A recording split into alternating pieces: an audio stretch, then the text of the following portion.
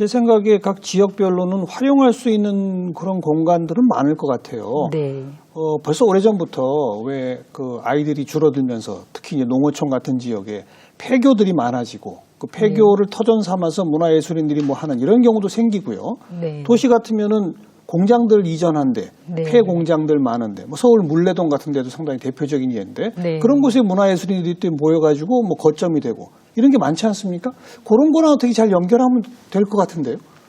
바로 그 말씀하신 그 유휴 공간들을 활용한 문화예술 교육 공간에 대한 얘기가 지금 나오고 있습니다. 이제 그 사업명을 지금 꿈꾸는 예술터라고 해서 네. 예, 지금 올해 시범 사업을 이제 하고 있습니다. 시범 사업 어디서 합니까? 전국 이제 지자체를 대상으로 공모를 했고요. 전주하고 성남이 예, 선정이 돼서 네. 지금 하고 있는데요. 지금 전주의 경우에는 팔복예술공장이라고 해서 원래 공단이었는데 네. 안 쓰게 되는 공단을 지금 이제 예술인 창작 공간으로 조성을 했는데 예술인이 거기서 창작만 할 것이 아니라 와서 예술가들이 예, 또 운영하는 예술 교육 프로그램을 일반 시민들이 와서 또 어린이들이 와서 들으면 참 좋겠다라고 예. 해서 예. 저희 사업에 적극 참여를 했고요. 그리고 이제 성남시의 경우에는 그 교육청 쪽에서 안 쓰는 내지는 폐교가 되는 학교가 생겨서 예. 그 공간을 이제 문화예술 교육 공간으로 특성화해서 운영했으면 좋겠다라고 해서 교육청과 성남문화재단이 같이 협력 사업으로 해서 지금 현재 진행을 하고 있습니다. 네. 두 가지가 유휴 공간의 유형이 다르고 그렇죠. 또 지역의 사정이 다른데 과연 어떠한 방향으로 예, 예. 공간들이 조성돼 나갈지 지금 이제 주의 깊게 살펴보고 있습니다. 그 시범 사업의 성과가 좋으면 내년부터는 이제 훨씬 더 많은 지역으로 확산될 수 있겠군요. 예. 그렇게 되면 예술 강사가 찾아가는 교육이 아니라 네. 예를 들면 학교에서건 어디서건 이쪽으로 찾아와서 네. 공부하고 가는 네. 그렇게 예, 그게 가능할 거라고 봅니다. 앞으로의 방향 첫 번째가 지역 중심, 네. 두 번째는요? 두 번째는 이제 수요자 중심의 다각화입니다. 수요자 중심이라고 할 때 일단은 이제 생애 주기별로 보면 지금 저희 진흥원의 사업이나 이제 문화부의 사업에서는 아무래도 학교와 그다음에 이제 취약계층에 대한 비중이 높은 것 같습니다. 그동안 그래왔다고 아까 예, 그러셨어요? 예산이 예. 이제 한계가 되어 있다 예, 보니까요. 근데 이제 생애 주기별로 보면은 유아 부분이 사실 요즘에 이제 아이도 적게 낳고 또 한 사람 한 사람이 또 미래에 인재가 될 수 있도록 예. 잘 이제 어려서부터 교육하는 게 중요한데 그런 면에서 보자면은 이제 유아 문화예술 교육이 좀 더 확대될 필요가 있겠다라고 보고요. 뭐 3살 버릇 80 간대니까요. 예. 유아 때 그런 경험을 하면 훨씬 더 네. 예술 좀 찾는 빈도가 늘어나겠죠. 예.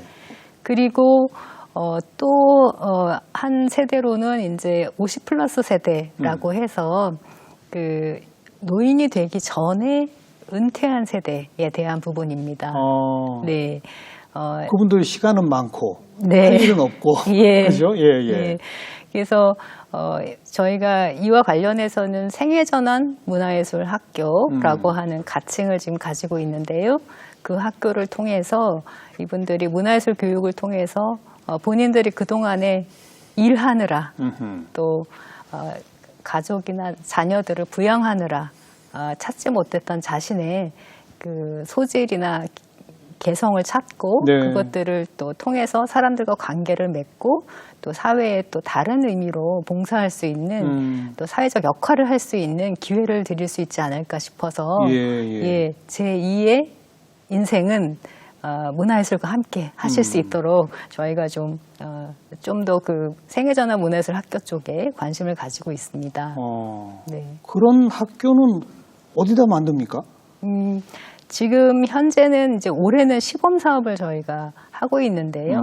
17개 지역 센터 중에서 저희가 예산이 조금 이번에 충분히 17개 시도에 다 이제 같이 할 수 있는 정도는 안 돼서 한 6군데 정도를 정해서 거기에서 이제 시범 사업을 하려고 하고요.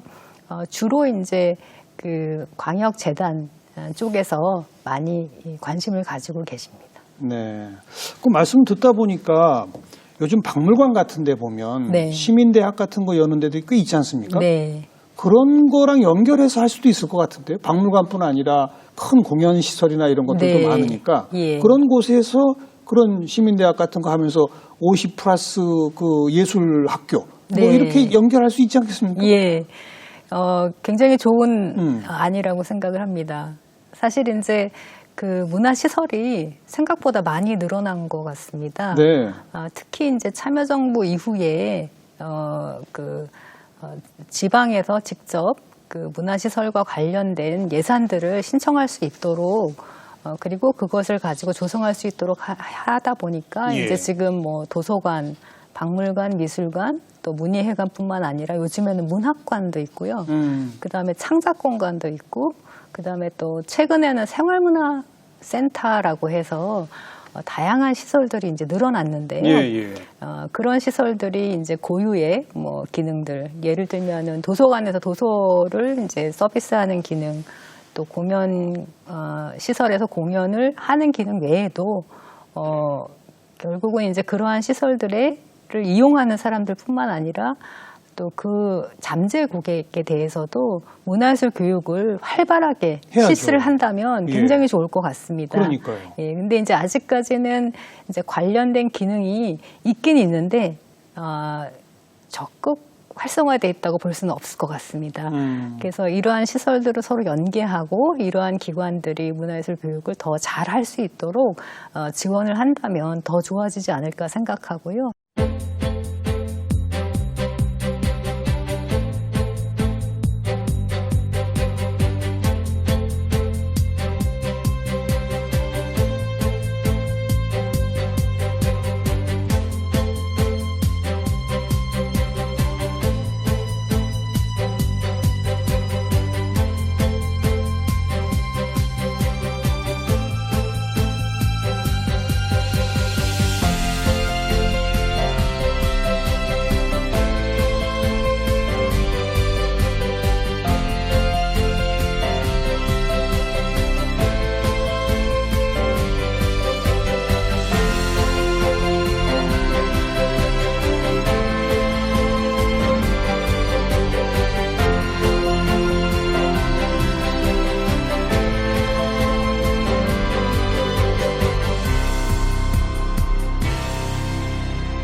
네, 그 지방자치 시대가 되면서 각 지역마다 뭐 문화예술센터나 이런 것들은 많이들 만들지 않았습니까? 네. 그런데 뭐 제대로 된 공연 프로그램을 찾지 못해서 뭐 또 문제가 있다 이런 지적도 많은데 네. 평상시에서는 그런 곳에서 또 문화예술 교육을 좀 일상적으로 하는 네. 그렇게 좀 연결될 수 있을 것 같은데요. 네, 그 방향이 굉장히 확대될 필요가 있다고 생각을 그렇죠. 합니다. 현재도 이제 대부분의 문화시설들이 문화예술 교육 프로그램을 운영을 하고 있습니다만 네.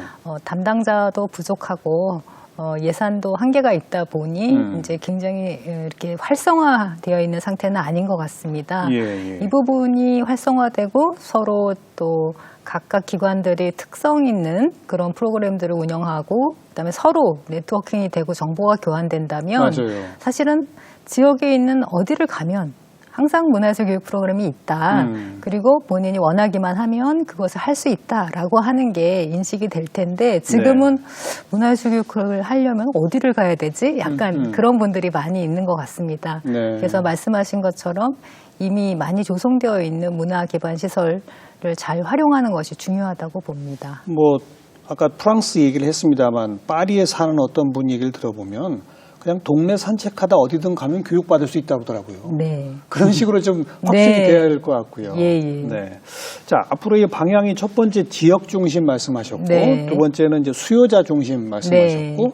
마지막 세 번째 방향 어떤 겁니까? 마지막은 이제 그 지역으로 지원 사업들은 직접 책임감 있게 운영할 수 있도록 자율성을 많이 부여하는 방향이라면 네. 그렇다고 하더라도 중앙정부 입장에서는 전국적으로 문화예술 교육이 잘 활성화될 수 있도록 기반 기능을 강화하는 것이 필요하다고 봅니다. 네. 예를 들면은 그 각 생애 주기별로 문화예술 교육이 지역별로 잘 이루어지고 있는지 이루어지지 않는다면 지역별로 어떤 게 장애 요인인지 파악하는 게 굉장히 필요할 것 같고요.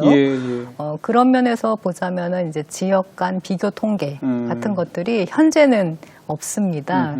작년에 이제 한번 시범적으로 연구를 해봤는데요. 그런 것들을 더 확대해서 지역 스스로 그런 것들을 마련할 수 있다면 좋겠지만 안 된다면 저희 중앙정부에서 전국 평균과 지역별 특성을 비교해서 준다면 더 도움이 될 것 같고요. 그다음에 이제 결국은 문화예술 교육을 잘 하려면 그 교육을 하는 사람들이 또 교육을 하는 단체가 역량이 있어야 될 것 같습니다. 물론이죠. 그렇다면 이제 그와 관련된 연수 프로그램을 훨씬 더 다각화해서 제공해야 될 필요가 있을 것 같고요. 그리고 이번 그 세계문화예술 교육 대회나 주간처럼 그 국제교류 쪽에서도 더 관심을 가지고 각 나라에서 이루어지고 있는 문화예술 교육의 트렌드를 소개하고 또 문화예술 교육 분야에서도 보다 더 혁신적인 프로그램을 할 수 있도록 지원하는 기능을 해야 될 거라고 보고 있습니다. 이제 중앙연구진흥원에서의 행정정책적 지원 기능, 이것의 강화 이렇게 말할 수 있겠군요. 예, 그렇습니다. 방금 지적하신 국제교류 이미 이루어지고 있죠? 네, 많이 이루어지고 대표적인 사례가 있습니다. 어떤 것들이 있습니까?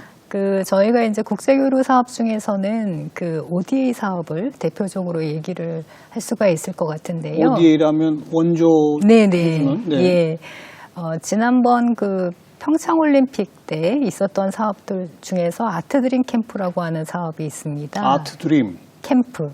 예술로 꿈을 꿔보자. 그 캠프는 평창올림픽 기념으로 시작이 된 기획된 프로그램인데요.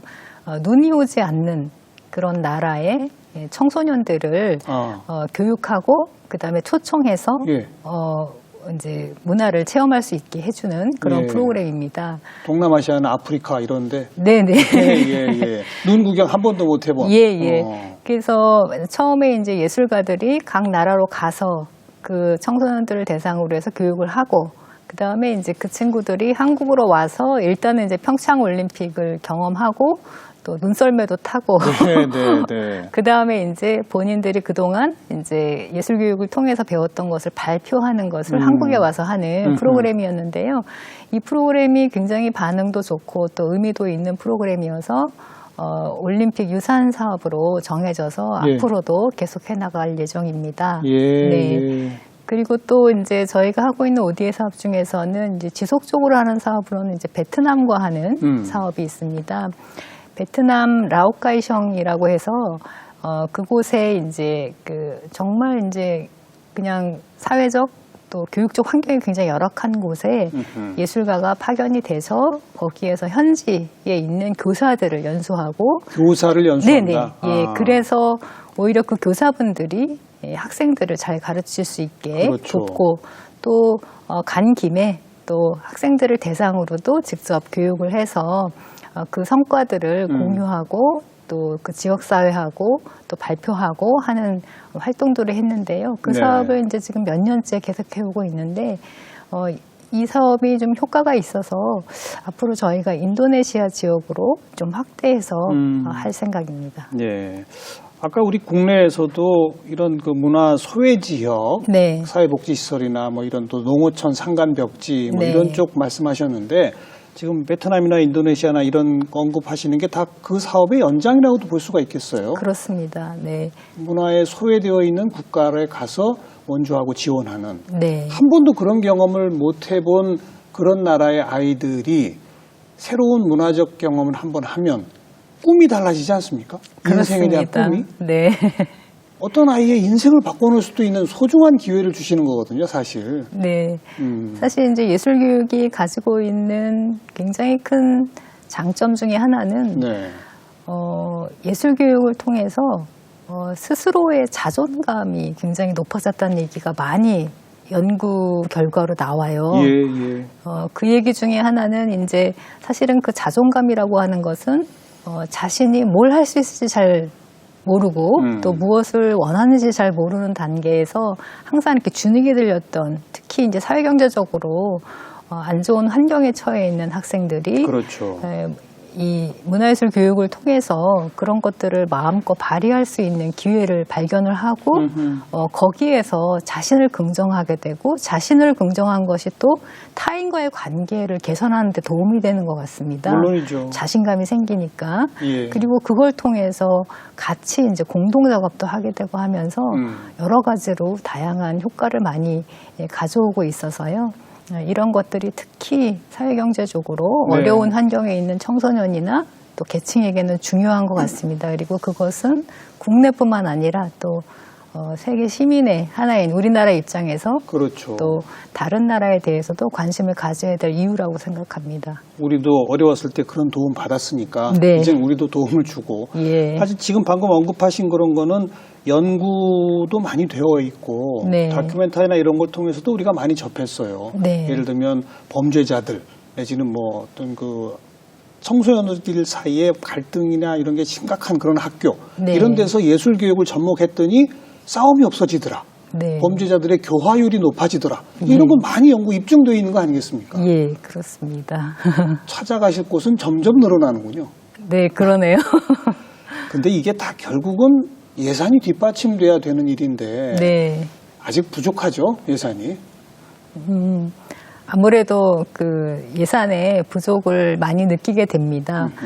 지금 이제 저희 이 문화예술교육진흥원과 문화예술 교육의 단계로 보자면은 이제 그동안 양적으로 이렇게 성장을 하면서 그 체계라든가 이런 것들을 탄탄히 하기 좀 어려웠던 것 같습니다. 네, 네. 그래서 그런 부분들을 질적으로 잘 다듬고 그 다음에 또 전달 체계도 지역 중심으로 특히 지자체의 또 기여 부분을 조금 더 확대하는 방향으로 가고 그 다음에 기존에 있는 문화시설이나 예술단체의 자원들을 잘 활용해서 이 문화예술 교육이 갖고 있는 어떤 영향력 내지는 접근 기회를 확대할 수 있도록 보다 더 노력을 해야 되지 않을까 생각을 합니다. 네. 모든 걸 한국문화예술교육진흥원 혼자 할 수는 절대 없는 거니까 예. 말씀하신 지역 지자체들 또 각 공연 시설들, 네. 각 문화센터들 이 모든 것의 이 네트워킹 예. 기능을 최대화시키고 네. 거기에 이제 예산이 투입되면 예. 그러면 되는 거겠죠. 예, 그렇게 생각을 합니다. 네. 네. 양 원장께서는 어떻게 하다 이 문화예술 교육 쪽에 이렇게 관심이 많으시겠어요?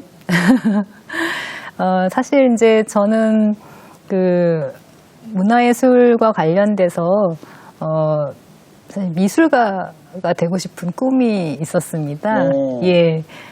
그랬었는데 이제 그 미술가보다는 이제 이론 쪽에 조금 더 적성이 있어서 이제 미학을 전공을 하게 됐고요. 미학 박사이시잖아요. 네네. 예.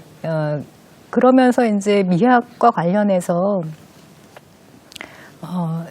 이제 학문적인 관점에서 보다는 이것을 좀 더 사회에 영향력 있는 제도로 만드는 정책에 이제 관심을 갖게 되면서 사실은 이제 문화정책 관점에서 연구를 할 수 있는 그 연구원으로 이제 가게 됐습니다. 예, 아까 지적하신 문화건강연구원. 예. 근데 이제 문화정책을 연구하면서 특히 예술정책과 관련해서 보니 문화가 생활화돼야지만 또는 예술이 모든 국민들의 생활화가 돼야지만 사실은 문화예술의 창작과 향유와 또는 이런 것들이 다 선순환을 이루겠다는 생각을 가지게 됐고요. 예. 특히 이제 참여정부 때 만든 창의한국이라고 문화비전이 있는데 그 작업을 하면서 제일 첫 번째 과제, 문화정책의 가장 첫 번째 과제는 결국 모든 시민들이 문화 역량을 갖춘 문화 시민이 되고 그분들이 한 명 한 명의 창조자가 될 수가 있을 때 정말 이제 문화국가가 될 수 있지 않을까라는 생각을 하면서 문화정책 연구자의 관점에서 봤을 때 문화예술 교육의 중요성을 이제 깨닫고 그렇죠. 그 부분에 대해서 더 관심을 갖게 됐습니다. 네.